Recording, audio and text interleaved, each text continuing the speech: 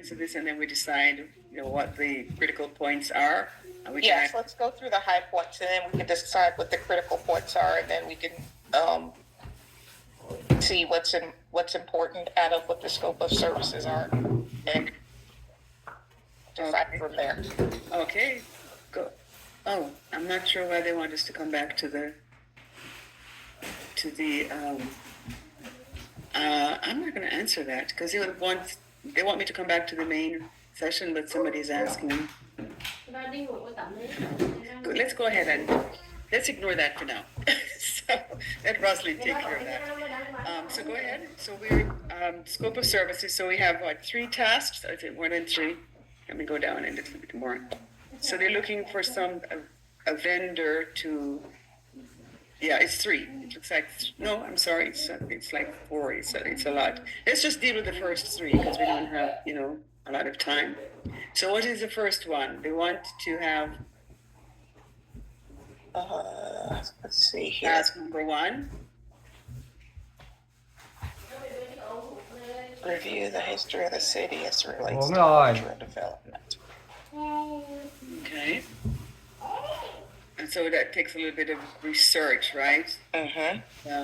And a little of benchmarking, evaluate other municipal agency art programs and propose guidelines. So this one is, you don't have to be an artist, so we figured that part out, right? This is more of a Just a consulting type of a project. Mm-hmm. Yeah. And then develop, review, and establish a public art advisory committee. Okay, so far anybody thinking that's out of what we are, of our opportunity to do something with? I think this might be something that most of us could probably. Yeah, I think that's something that we could probably do. Yes, Yeah. I agree with Mia. Okay, cool. On the face of it, I would have shied away, but after you read the scope of services, it's like maybe Exactly. After you read the scope, it gives you a little different flavor. How about task number 2, guys? Develop and support creative outreach activities to engage community stakeholders. Okay. Deliverables. Public participation strategy for ongoing community engagement and outreach to diverse group stakeholders. Mm-hmm. Develop participation tools, including surveys and questionnaires. Right. Graphic and written information reflecting a unifying brand that communicates values, visions, and process. So basically, they're wanting just to get out information, pretty much. So flyers, radio announcements, TV, going to schools, going to church events, civic events, that type of thing. So that's definitely something that's doable. So I still say let's do it. Yeah. What do you guys think? Yes. Yes. Why are the rest of us? Yes. Need to ungroup? yes, definitely, let's do it. Yeah. Now the next thing we want to do. So what we would do, using my example before, is to highlight all of this stuff and put it into ChatGPT. Who here has ever used any ChatGPT or any other AI tool? Con đứa. Nobody? I have, but just a little bit. Okay, so this would be kind of a simple way to kind of, dip your feet into it, is to, to just, copy this and put it into chat and say, could you highlight, what's required, what the deliverables are, and they would just do it in a kind of a more, understandable fashion. But Mia, if you don't mind me speaking for you, I would love to go down to where they say minimum experience requirements or whatever, that they have a different way of saying it, and see what they ask for. If they're not asking for an artist or whatever, hopefully they're not doing that, because that would disqualify me for sure.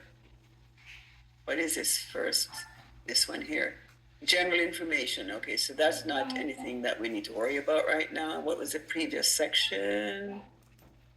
This is how you submit. Okay, we can actually look at this one. This is the procurement schedule. That was the 3rd example that I shared with you guys. You see it right here? December. Yeah, so what do we pick out of that? You know, so again, you could put the chat, but I think this one is pretty simple compared to the one I went over. That's how long it's going to be advertised for. Correct, correct. And as you can see, there's no pre-proposal conference, you know, what they call no pre-bid conference for this solicitation. So they advertise it, and the next thing is the deadline for questions. And if you don't ask questions, then you won't get any answers. And then finally, they tell you when the proposals are due and how to actually submit it. Some people do not read this, and it's critical because in the olden days, when I did RFPs back in 2017, you had to kind of put the RFP together on back then it was a CD, and put it on the CD, and then also create and also make some hard copies and take it over to the city of Riviera Beach and drop it off at the city clerk's office. Oh my gosh. Seemed like such a long time ago, right? And then of course the price proposal. And I will share, in case we forget to tell the whole class, I will be sharing my budget Excel template with anybody who needs to might want it to use in the future. I don't have a problem sharing that. I'll just take out the numbers that I put in there. Thank you. Thank you. My pleasure. So any other thoughts or questions on the exercise? Is this all making sense to you guys? It is. I do have a question actually now that we're going. So if you find yourself and your business isn't this, but you see that you could do it, is it worth your time to go ahead and try to pull together the resources to do it? If you know the people and you're able to because you don't, if you can't actually say I have so many years of experience doing ABC. Oh, that's a good question. That's Kiva. Yes, ma'am. Kiva, what I would say to that is unless there is a clause in here that says minimum requirement, you remember the one I went over, where they say you have to be a CPA to respond to this RFP. If there's nothing as we go through this that says you have to have these minimum, credentials, Okay. then you can certainly go for it. You put together a team and put together a proposal. Make sure you get some people on the team who know how this stuff works. And then I'm just going through to make sure it doesn't have. I didn't see anything about a minimum. I didn't either. That's why I was like, as you're scrolling, I don't see anything. Yeah, I don't see anything there. So I think we're saying that we would go for this, put together a team, and make it happen. Use ChatGPT to help us form it. That's where ChatGPT can help. Not only can they say, well, here's what they're requesting, and here are the key deliverables, but you can say, what kind of team can I put together to supplement my skills? You can put your resume into chat, and you can put the requirements into chat and say, these are my credentials, and this is what they're asking for. What would I need?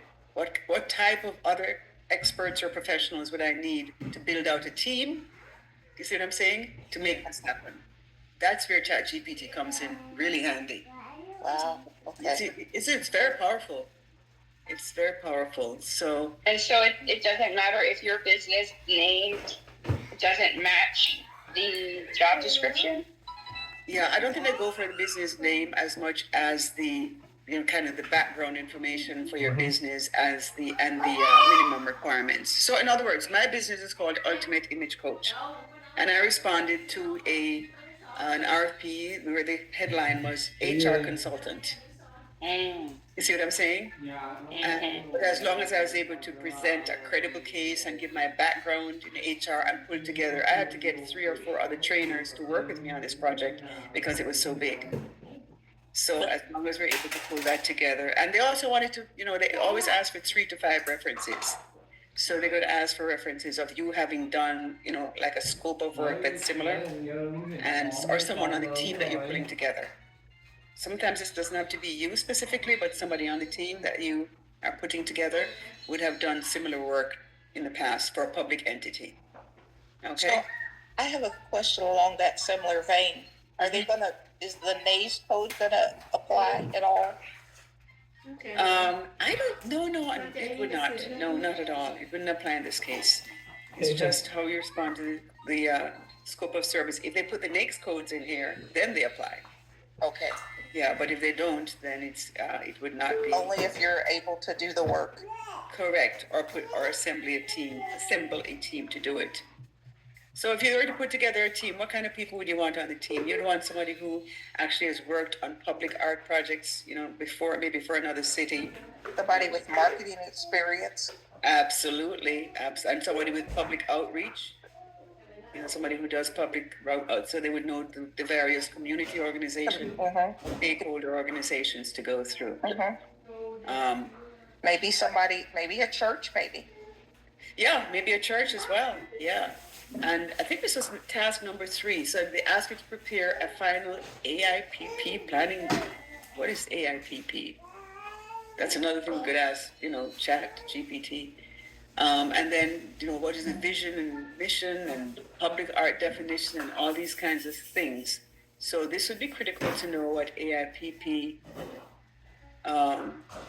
anybody know what that means? I have no clue, because I don't see where they spelled it out even in the beginning.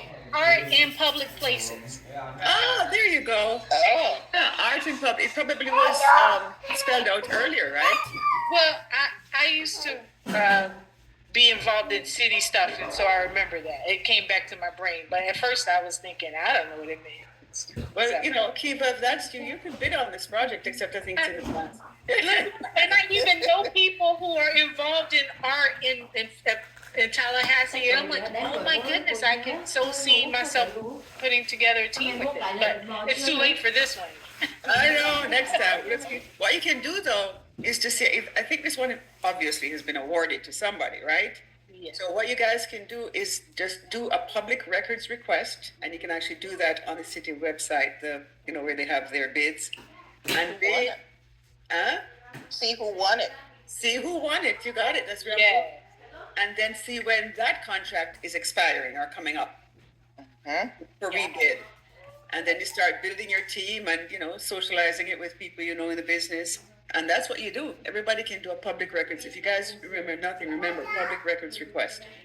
And it will take some time. It's supposed to turn around in 48 hours, but I don't think that's going to happen. So I'm trying to see if I could copy this thing though, guys. And I don't know how to copy this. Usually I can copy PDFs because I was going to do a copy and paste into ChatGPT. Oh, no, that's not going to work. Oh, wait, maybe. I don't know. Edit PDF. Maybe I can actually copy and paste it now. Okay. Oh, no, I got too excited here. Okay, so that's not going to work. But I was going to show you how you could actually just grab the information here and put it into chat and have them lay out a plan for you. But just keep that in mind. You can play around with this one because this will be part of your homework folder. So you can actually just go, just go in there and play around with it and take it from there. So did you find this discussion somewhat meaningful? Yes, very much so. All right. Oh, yeah, definitely. Yeah, they want us to leave our breakout room just as we were bonding.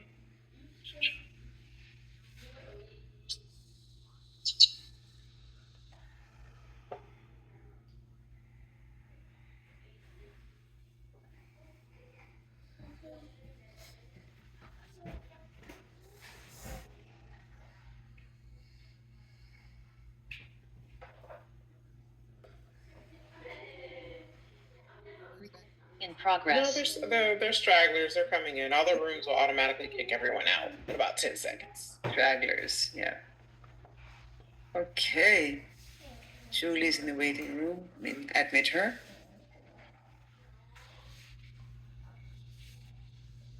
All right. Little by little, they're coming in. Look at the number.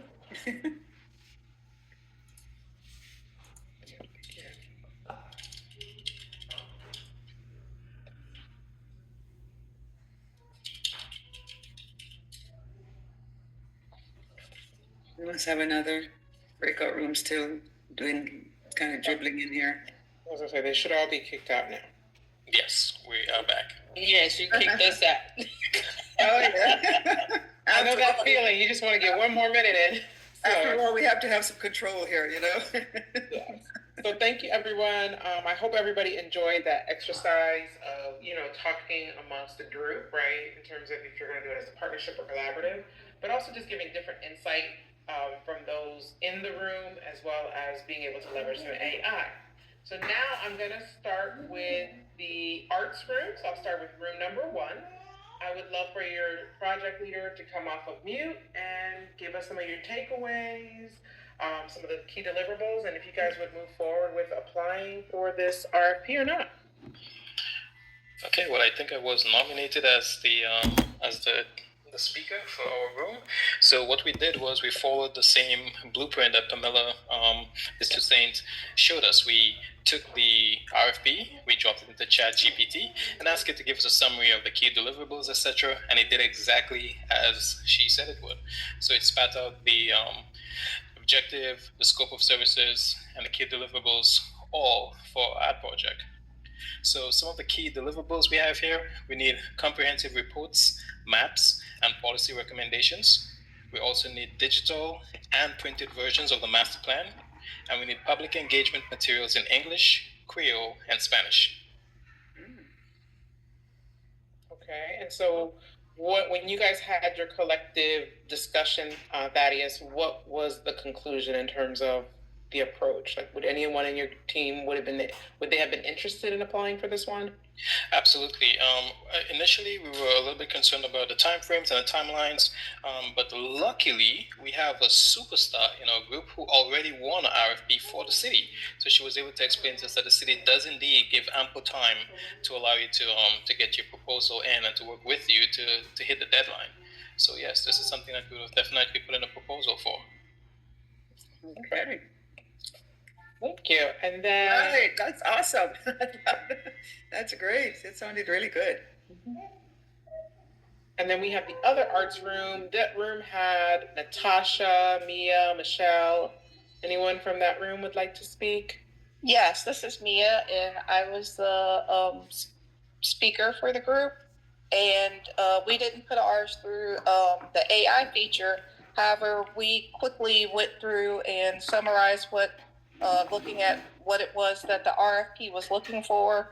And after summarizing what the key features were that the RFP was looking for, we were quickly able to summarize in what they were looking for that of the top 3 that and pulling those things together, we were succinctly able to figure out that those were things that we were able to do, be able to pull a team together and be able to deliver on that RFP. And almost all of us in our group felt that that was something that most of us would be able to bid on and successfully be able to pull a team together to bid on that. That Okay, is awesome. good, I'm good. going to ask one more question.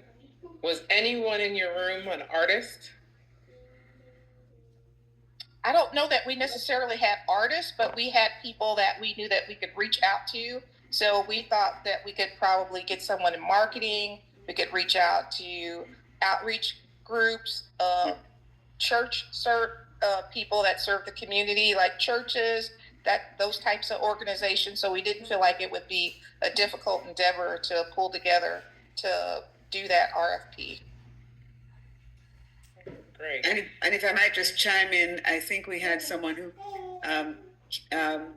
Kiva was one of our team members who actually has some familiarity with that type of projects before. That's right.